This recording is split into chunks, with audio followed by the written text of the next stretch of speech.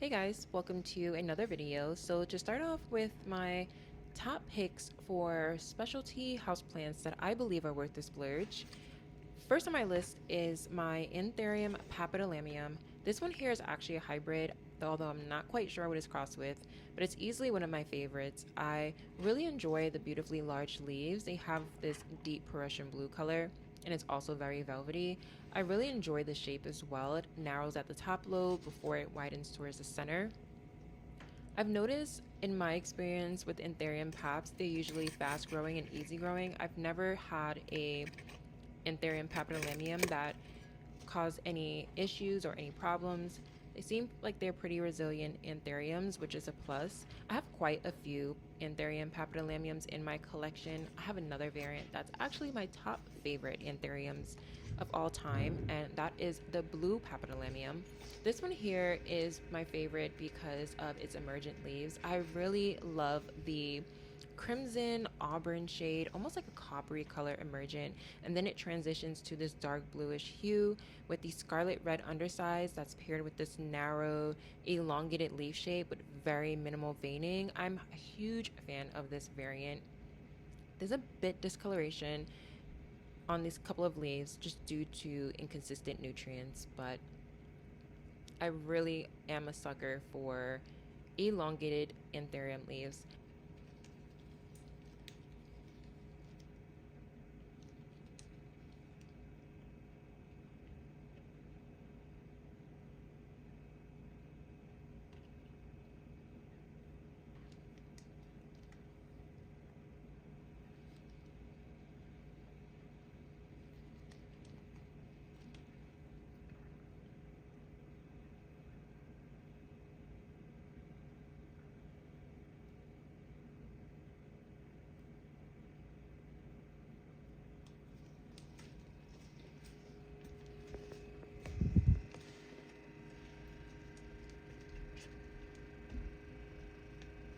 I have another papillomium that has a more distinctive vein pattern and leaf shape. The leaf shape sort of reminds me of a alocasia fried egg, the way the edges kind of wave. I do have this one sitting on my kitchen sink counter under my built-in LED lights that's underneath my kitchen shelf.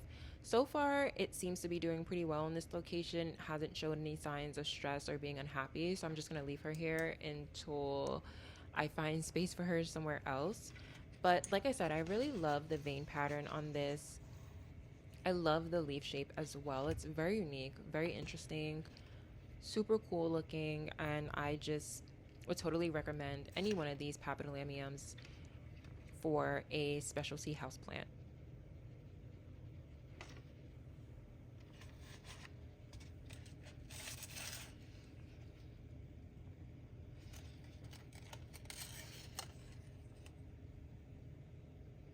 Plant. Moving right along to my Anthurium crystal mag. This is a hybridization of two very beginner friendly Anthuriums. Anything actually that's crossed with one of these are hassle free, whether it's crossed with a crystallinum or a magnificum, is going to give you a hassle free experience.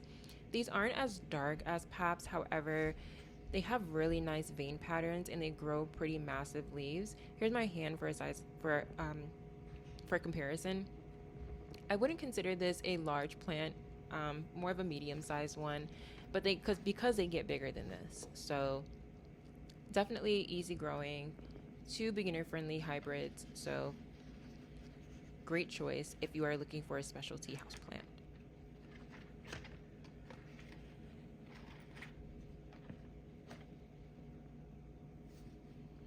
Next is my Philodendron Florida Beauty. This one is actually reverted, but it's still such a stunning plant that's worth the risk of reversion. Here's a leaf that has minimal amount of variegation for an example. I do have another Florida Beauty that I can show you guys after this one for a better example of how this one looks.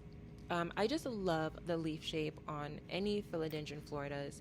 It has a very funky, very quirky kind of shape, one that I feel like looks better as it matures.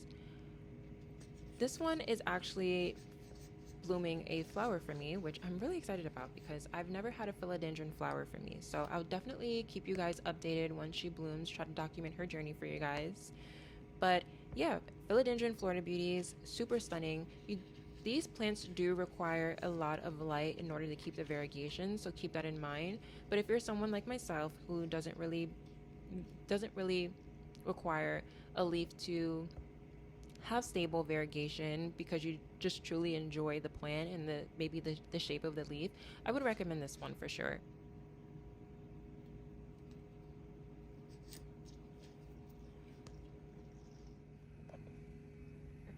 Here's my other philodendron, Florida Beauty. This one's the better example. This one has slightly more variegation. This is the newest leaf that also has moderate, well, less than moderate variegation. And this leaf right here has a small trim of variegation. Like I said, these are just super easy growing plants, super fast growing, hassle free, very beautiful, very stunning. If you're not concerned about the reverted risk, I would totally recommend these plants for sure.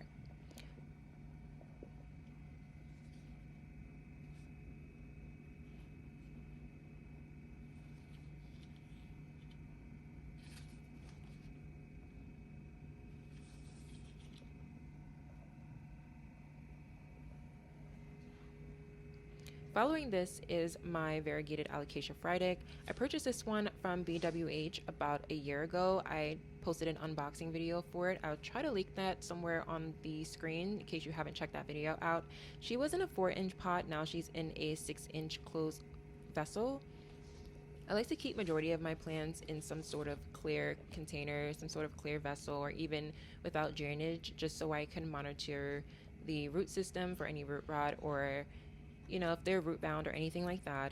But she's growing really nicely. She's a fast growing as well. Since I upsized her, she's definitely has been trying to grow to her fullest potential. She had a spider mites invasion not too long ago, and she's actually still kind of dealing with some leftover spider mites. But I've been trying to keep her under control with the spider mites. I usually like to keep my pest control solutions pretty natural. I don't like to use any chemicals, any harsh solutions on them, just because I don't want to damage the leaves.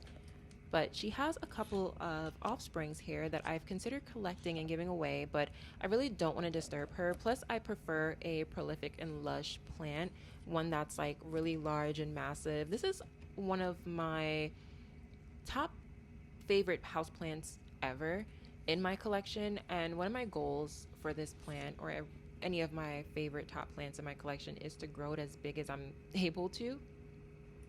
So that's a challenge for any alocasia. So this is going to be a challenge right now for me, but I'm looking forward to it. I just really want to grow her as big as she can get. I just really, really enjoy this plant. I enjoy the texture, the leaf shape, the variegation coloration pattern. Truly just one of my favorites. Since we're on the topic of alocasias, here's another one of a kind, is my Adora Okanoa Silver. She's a bit of a funky character. She grows pretty awkwardly, but that's totally okay because eventually I would put her on a stake. But regardless of that, her leaves are absolutely beautiful. I love the pattern coloration. She's been sprouting some white leaves for me, which has been a major issue.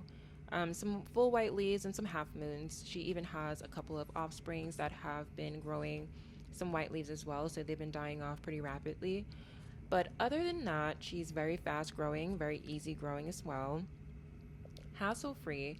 I do plan on purchasing another one that has less variegation just to have one that can grow a little bit more rapidly. This one here, it's just too many white leaves, so it's going to be a little hard to grow her to her fullest potential, but I would like to add another one just because I really truly adore this plant.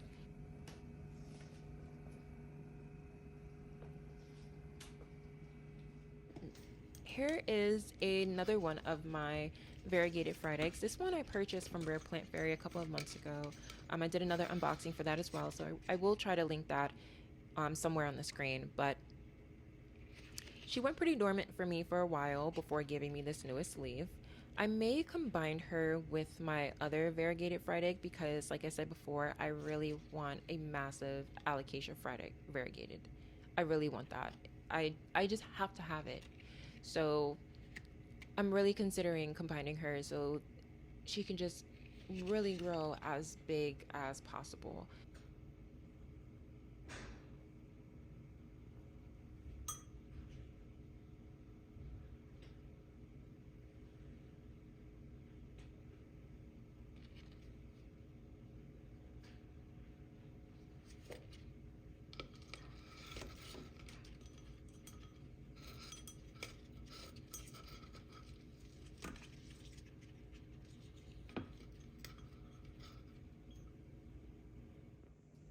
Moving back over to another philodendron. This is a Philodendron patriciae.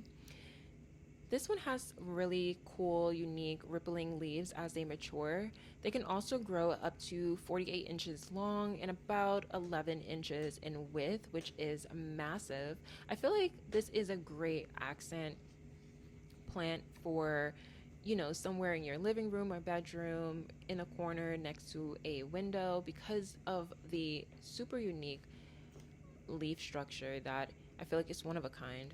I have this one growing in ambient conditions, which I was a little unsure about because Philodendron patriciae do enjoy high humidity, but she's been doing great in ambient conditions. She is definitely a one of a kind specialty houseplant, a priceless rarity that I would recommend in anyone's collection. Really quick intermission. Any fellow Heart fans out there? My husband and I were actually expected to see them live this month. However, the show got canceled. So we're wishing Ann Wilson a full recovery, and hopefully the band will be back on tour again sometime real soon. Back to Anthuriums. This is a Radigans cross luxurians, likely one of the most easiest and resilient Anthuriums to grow. It has really deep textured quilted leaves, beautifully elongated heart-shaped leaves as well. This hybrid tends to stay more compact, which makes it a great choice if you have limited space. Here is the newest leaf. It hasn't hardened off yet, and the lobes are pretty tight, but super stunning, super glossy as well.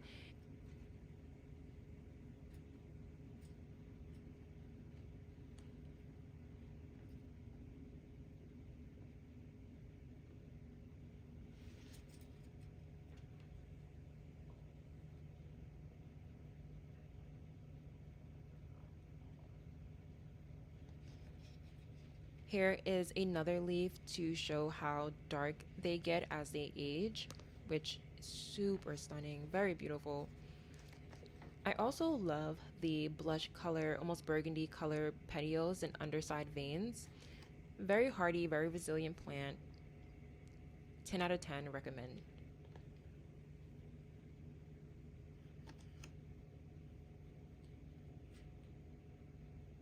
Moving over to its next door neighbor is my Anthurium clarinervium.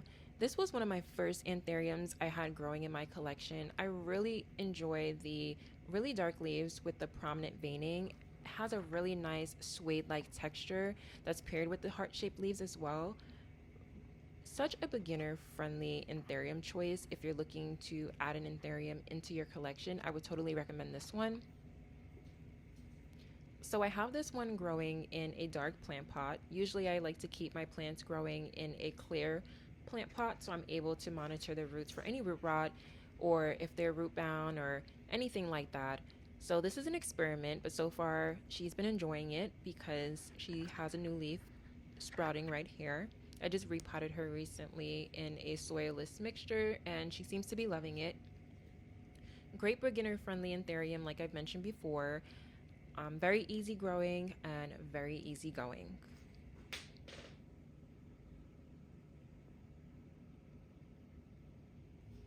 Another genus I haven't added to this list yet.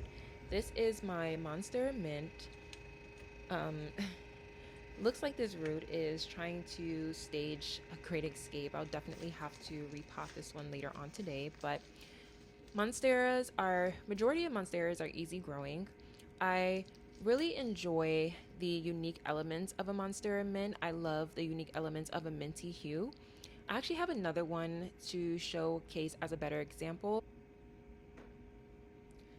So I really fell in love with how offbeat and unusual the variegation looks.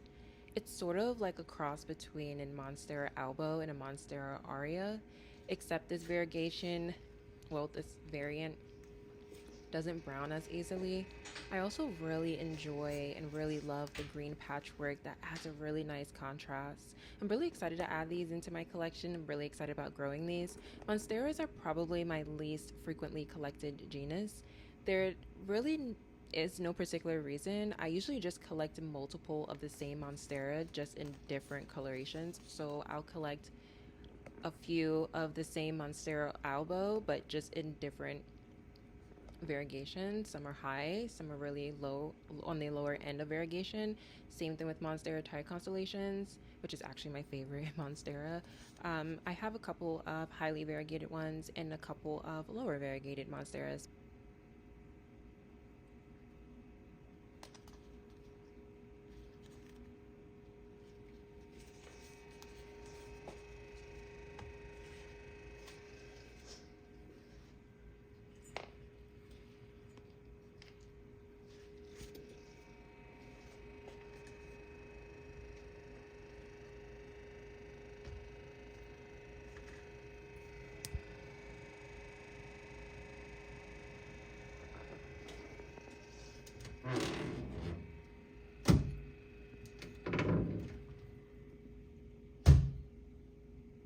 And last on my list is my Anthurium Dog Block Michelle. Surprisingly, this has been doing so well in the corner of my bedroom with moderate lighting conditions.